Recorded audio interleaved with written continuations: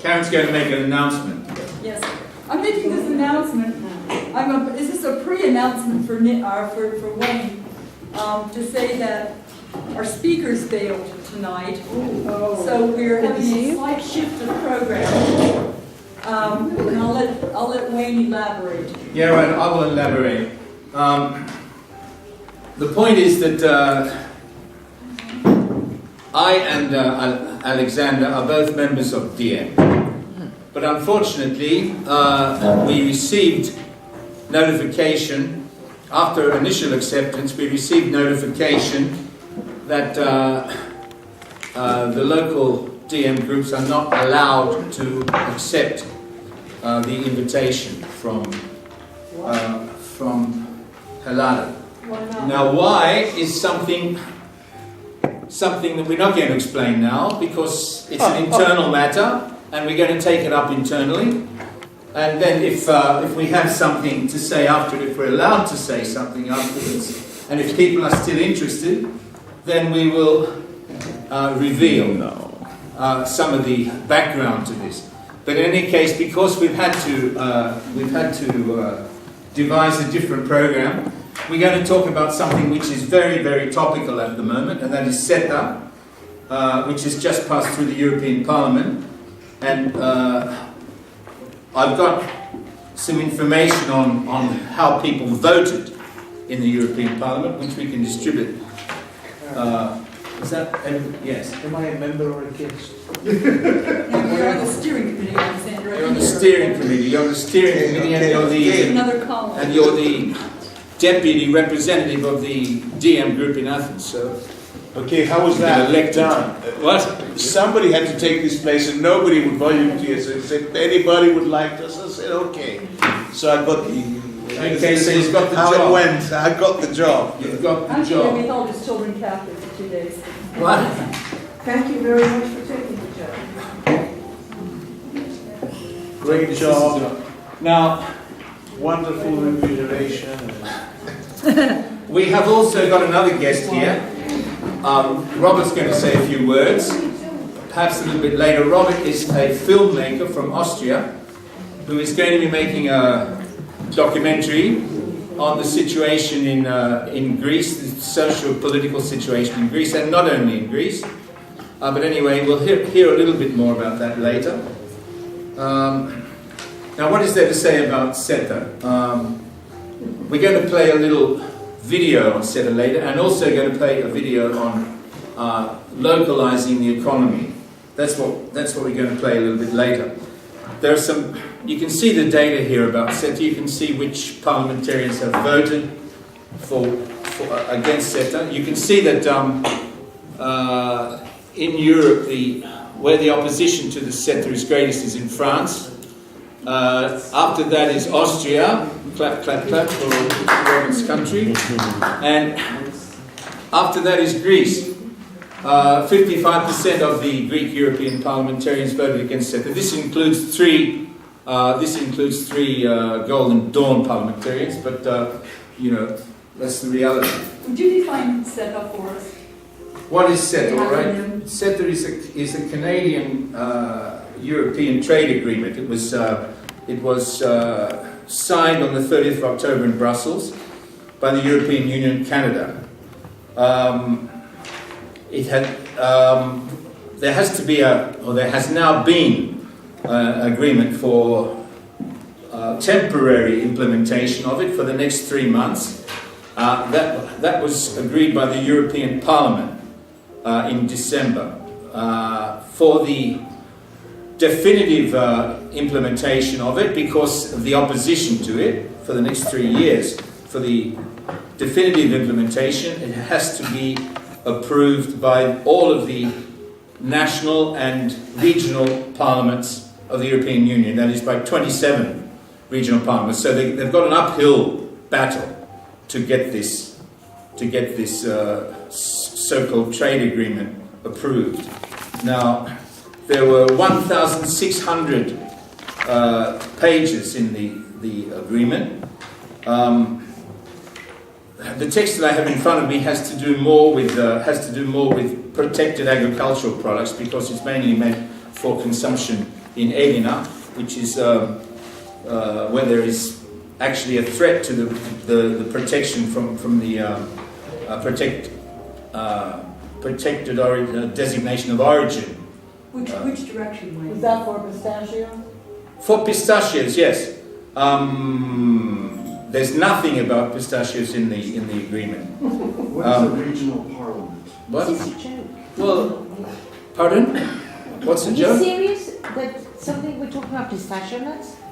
No, I'm just saying this was what was of interest to people in Egina, which is the text in front that I have in front of me.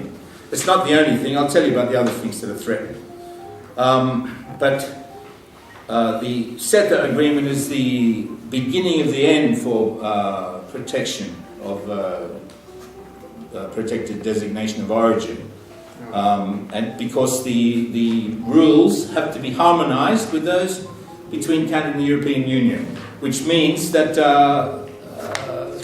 this is going to be a lowering downwards. Now, what else? What else is influenced by CETA? Lowering of what? Lowering of protections? Lowering. Yeah, lowering. It's going to be abolition. There's no protection of.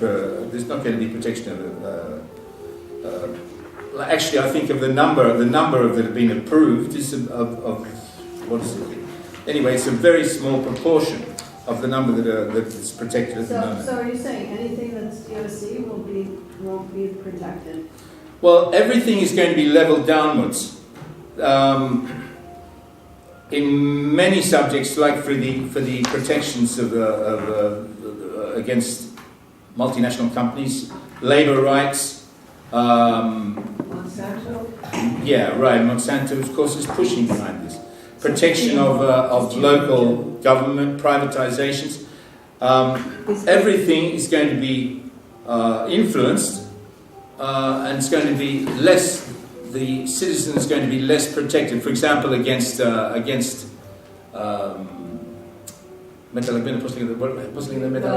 genetically modified foods. So Wayne, this is sort of like the TTIP. It's like a watered down version of the TTIP, except because it's between Canada and because Canada is supposed to be a nice country, it's supposed to be something that is more palatable.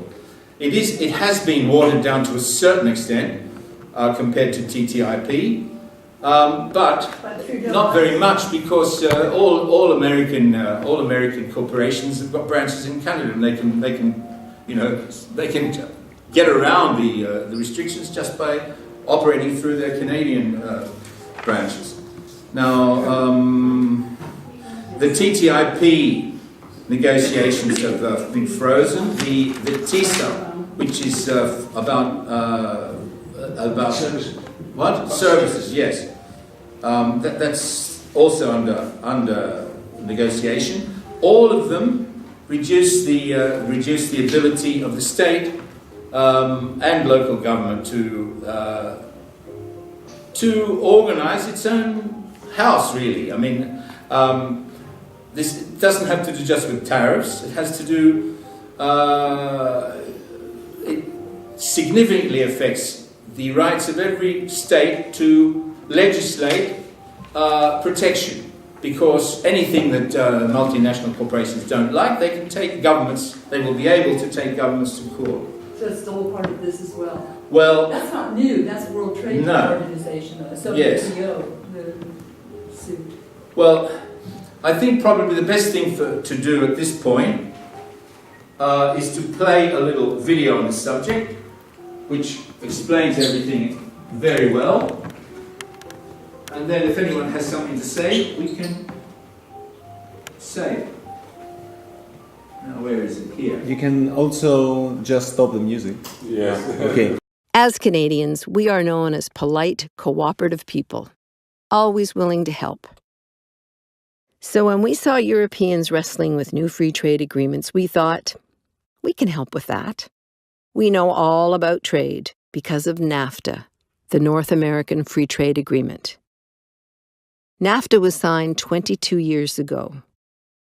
NAFTA was meant to grow the economies of all three countries, create hundreds of thousands of new jobs, and generate greater wealth for everyone. But it didn't happen. Canadian manufacturing jobs began moving to the U.S., where labor standards are lower. The Caterpillar Corporation used to build locomotives in Ontario. 6 years ago, Caterpillar demanded its employees take a 50% pay cut. When they refused, Caterpillar moved its production line to Indiana. 600 Canadian workers lost their jobs. Their families were devastated. Then 4 years later, those American workers earning half as much, well, they lost their jobs too. Caterpillar moved its production line to Mexico, where it could pay even less.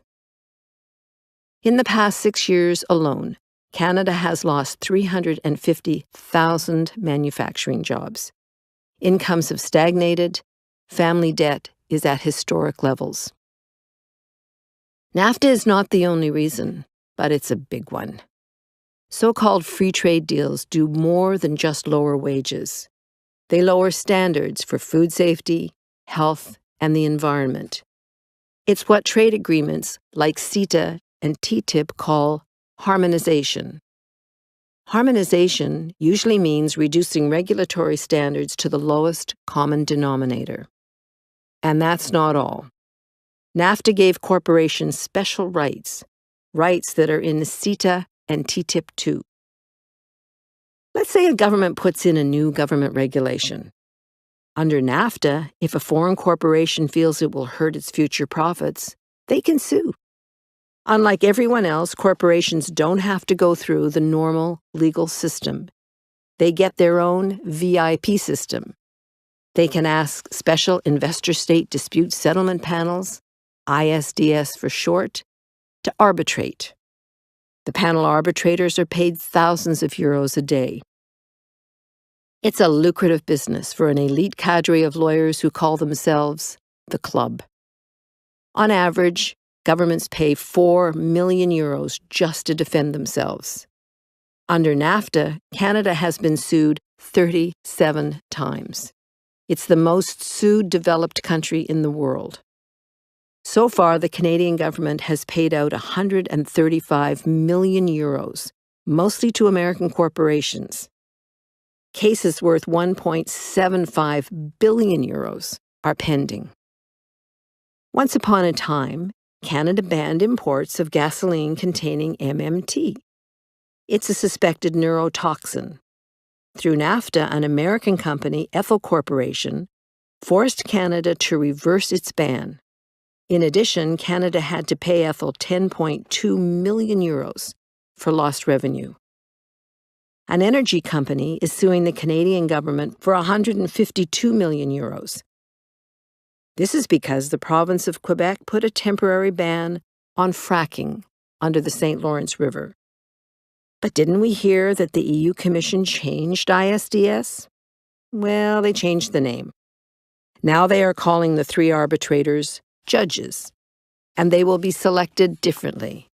But a fresh coat of paint doesn't change the basic problem.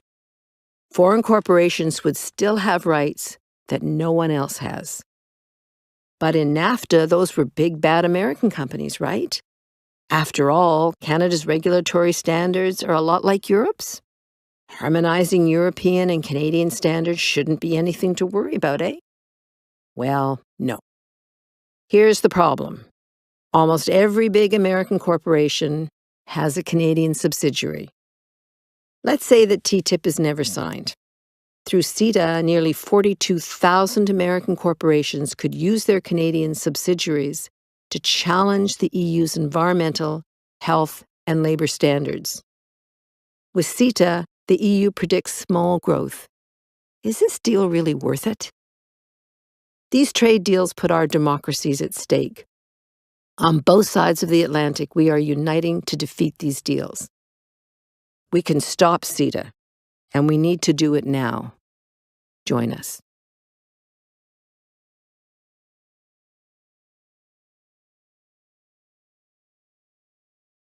Okay, so there it is now. Judy. Judy, yes. Well, I think the Canadians and the Americans use dollars. Why are they paying in euros? Why are they paying in euros? I don't know. Sorry? They're talking about CETA or CETA, which is European. European. It doesn't matter. It probably transformed into. Yeah, they're just using the currency, it could be anything. Yeah, they could do it in dollars, which would not still be the same because the Canadian dollar is not the same as the American dollar. What would Well, that explains why they think it's positive. That's what I'm. Pardon? I want to know why they think it's positive. Before last week. Well, hold on a second, see if we can find something about why. Negotiations weren't secret, but they certainly haven't grabbed much attention. All right, what? Why don't we have more of a discussion instead of, We want to see You the wanna other start? side. Oh, yeah, I think it is good to see both. What I'd sort of like to know is, okay, I haven't read this, but I don't think you have to be too smart to see that. Like when I came down here and heard about the TTIP, the things that were bad were really bad. Now, if this CETA or CETA is similar to the TTIP, what is really happening and who's the something up above there that wants something to go in a certain direction? What's really happening if they're same kind of thing, same kind of results? Our government's really voting against their own people all the time, all of them? Like with the TTIP, they mentioned. It's rather incredulous. Yeah, the professor that was here, didn't they mention last time that I think in Brazil or someplace, I think it was Brazil or Argentina or Chile or whatever, they, put the sign on the cigarette packets that said, smoking is hazardous and you can die. And then they sued, Philip Morris sued the government. What? Yeah. And this is Uruguay. And one. Okay, but this is the same thing then. So what is Same thing, yeah. what is really happening here? Uruguay. Wayne, can you tell us why people might be for it? That's all I want Well, to you know. know, this is idea. They don't know, that's why. free trade. I mean, free trade is supposed to be, free trade people is who supposed to be- people who benefit are multinational corporations and people who identify with them or are somehow dependent on them. Excuse me, but. So are you saying they're paid off or? Like at a consumer level, we benefit from this. I mean, the EU has had some benefits to the EU has had some benefit, Greece entering the EU has had some material benefits, for me at least, as not the Euro, I'm talking about the EU, which is a free trade agreement. So, I mean, the fact that I could, I used to have to, I remember you used to have to spend a huge fortune to get a fan. And I mean, that's probably not, now you can get them from China, but, so that's basically the idea. I mean, there is some, I mean, we have lived, I mean, the people who have lived in Greece for some odd years have seen a huge difference. At least I remember once that we got into the EU, or the EEC then, I guess it was. Fans were expensive. Yeah, back in the old days. Yeah. Lots of things. And lots. Yeah. But Extremely I would argue that the European Union and the EEC before that is misnamed a free trade organization. It was a wannabe looking forward to moving toward free trade. But Europe has a lot of regulations. There were pesticides that were banned in the US that they all remember these, so they sold them in Europe, because they didn't have regulations here. And then they got looked at here with the precautionary principle and they were banned here. So Europe right along, and now certainly in the last decade, has had stronger regulations for the environment, for labor rights and so forth than the US has had, and we broke them down first. Now in the last, maybe 10 years is probably too short, 15 years, but in the last 6 years, 7 years here in Greece, what we've seen is the free trade neoliberal economy being pushed on us as a prelude to pushing it on the rest of Europe. This was the first experiment, and it worked pretty well. Can we put an input in here which is absolutely relevant to what we're saying now, and it's very brief, it's only about 2 minutes. It's about going local, and it is very relevant.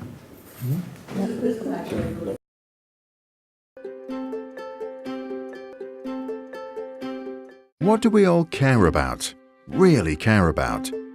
We all want time for friends and family, a world in which everyone has enough to eat and a roof over their head, clean air, clean water, a stable climate. That's what we want. But what are we actually getting? The fact is, most of the things we truly care about are further away than ever. So what's gone wrong? In a word, the economy. More specifically, the global economy. In the global economy, our taxes subsidize corporate giants while killing off local businesses. There's more CO2, fewer jobs, and less democracy. All of this works for multinational banks and corporations, but it doesn't work for people and the planet. Time for a deep breath.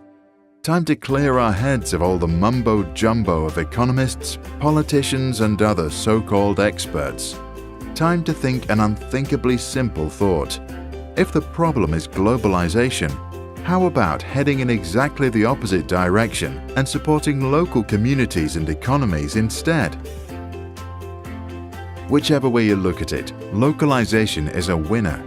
It reduces inequality, it cuts down pollution, it provides more and better jobs, it connects us with life and with each other.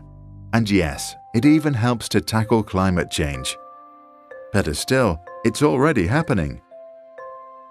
So what can we do to help things along? First, join the movement to say no to the trade treaties that hand over ever more power to global banks and corporations. Second, put pressure on policymakers to level the economic playing field by insisting that the taxes, subsidies and regulations that currently favor the big and global are shifted instead towards the smaller and the local.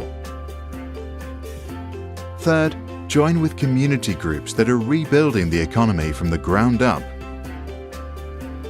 Going local for a world in need of change.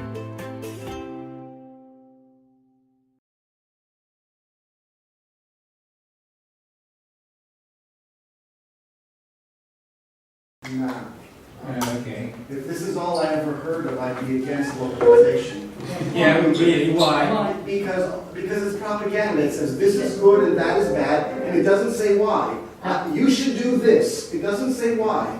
But the other video, excuse me, I thought that was good PR, because you could have anybody stand up and say, you know, I think that people should be taxed 4 million%, you know, that's in the companies, we should only pay 5% a year, because we can grow and we can give jobs. So I mean, if you've got your people, you know, pitching, if they say the right thing, you can look at any of those and decide where you are, right? It's because everybody has their own viewpoint.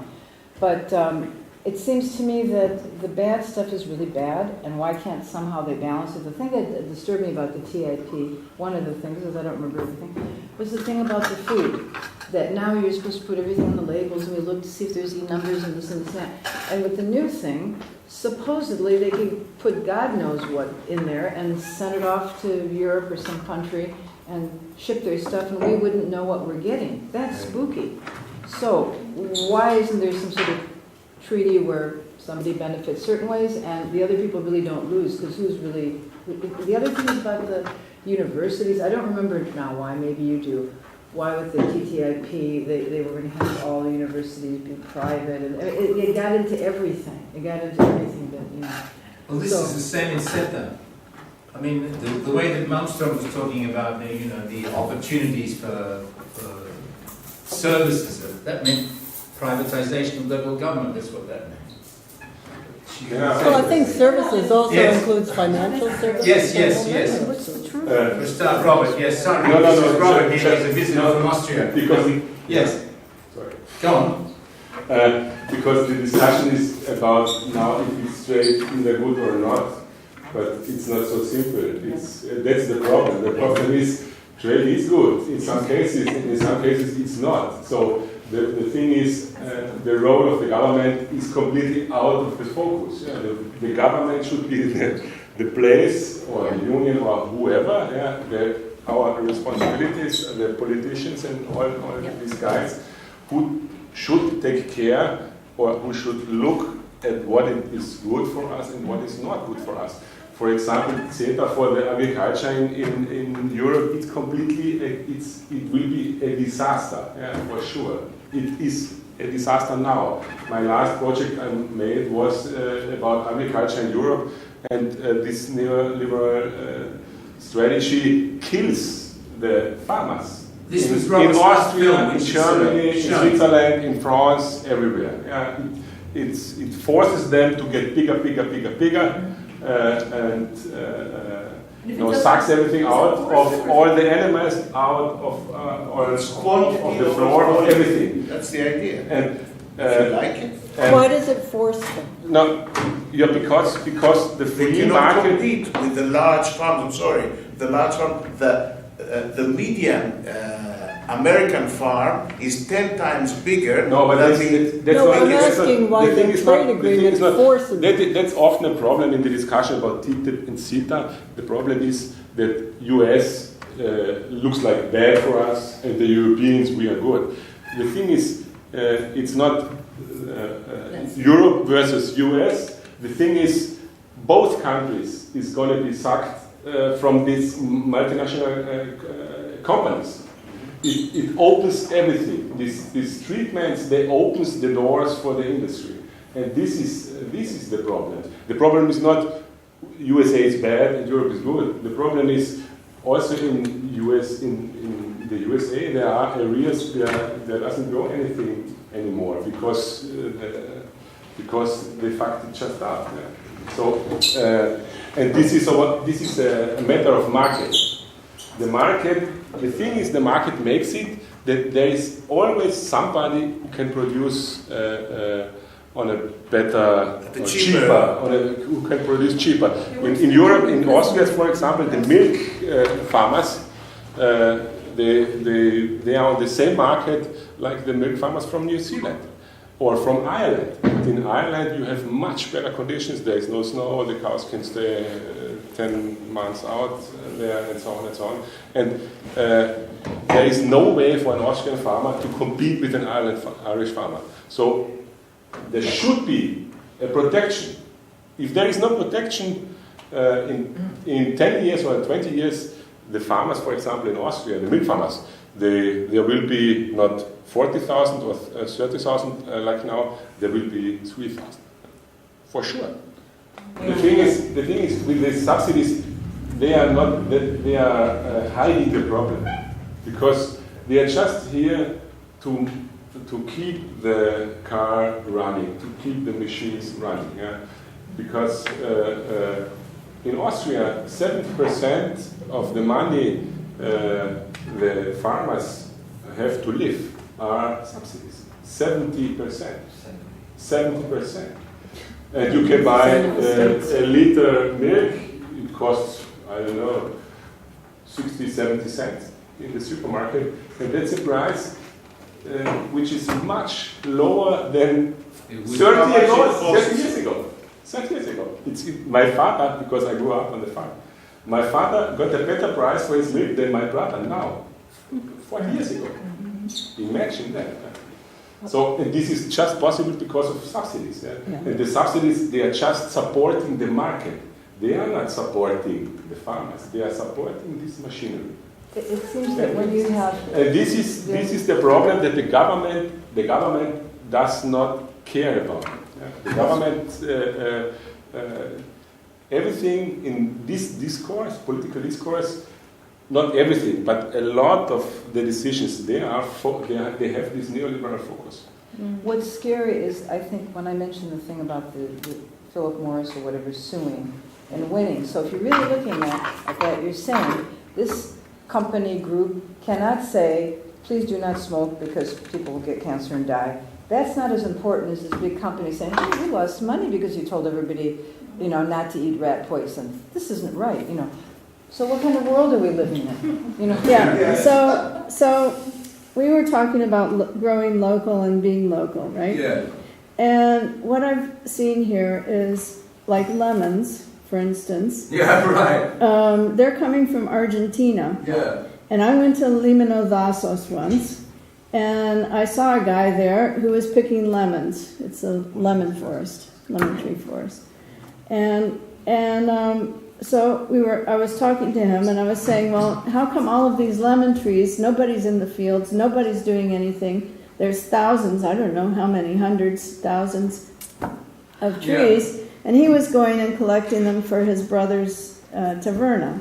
And he said, we can't afford to hire anybody to come in here and pick the lemons, cut the trees, get the stuff out from underneath, and ship them to the local places or anywhere else. We can't do that.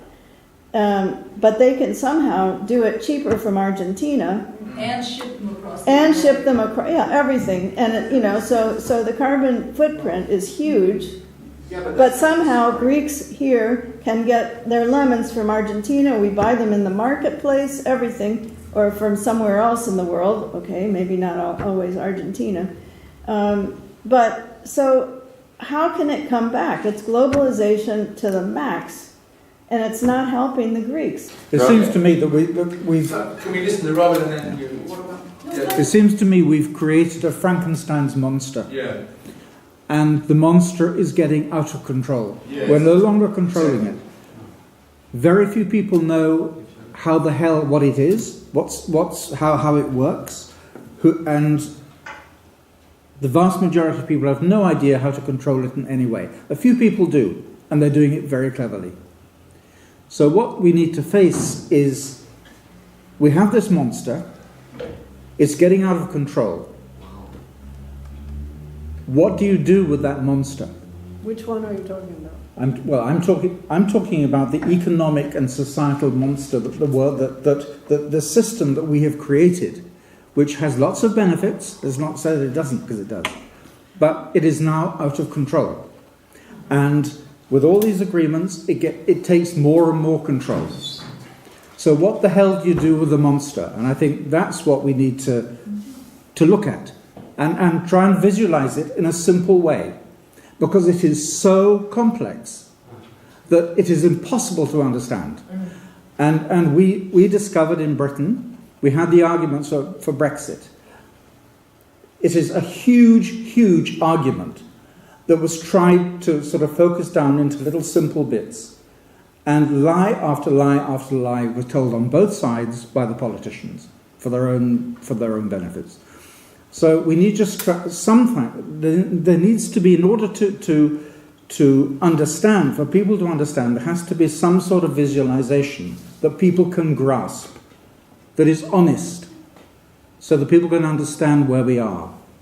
Only if you do that can sensible, democratic decisions be taken. Because right now we're out of control. So what do you do with this monster? How do you deal with it? Robert, did you still want to say something? Yeah, no, so after the speech it's difficult to say something. Because he's right for sure. Yeah. And it's not now, it seems, I would say, since 20 years it's getting more and more. And for my last project, I also made, for example, an interview with Phil Hogan, the EU Commissioner for Agriculture, European Commissioner for Agriculture. He's from Ireland. And when you talk to someone like him, you see so clearly that they are not interested in social or ecological discourses. Completely not. Yeah, his answer is on the question from me was, what would be the chances for the European agriculture? And he's saying the European agriculture is in short difficulties. I can show it if you want. It's in short difficulties, but on the long term, it will be great for the European agriculture, because there are 150 million new consumers in Africa and in the Far East and so on and so on. That's where he is focusing on. And then you understand this big lobbying machine behind. You see, also there is a big, and I also made an interview with a lobbyist from the industry who is dealing with all the food stuff and so on. And they are for sure, they are pro TTIP, they are pro CETA, because it's a big business. They earn a lot of money. And this is the monster. The monster is the market, the free market. And it's so if you discuss with people like that, there is the discussion is so difficult because the discussion is alternative-less. You know, they are not. It's not possible to talk to someone like him about a different way. I feel it is so important that alternative ways. I mean, we saw one of them up there, and there are lots and lots and lots of good stuff going on. That, to me, is what needs to be concentrated on. And we have to hear about that too. We have But it's there. You just need to start digging. It's all there. The monster will either be destroyed or self-destruct, one way or the other. It's inevitable. Promise. So we need to be looking. We need to be looking and almost forgetting the structures we have now. Let's look at what are the alternatives. Well, I'm sorry that we couldn't say more about DM as an alternative today. Anyway, but we'll see what happens. It has to be. What? This is an internal matter at the moment, but I hope it will become an external matter.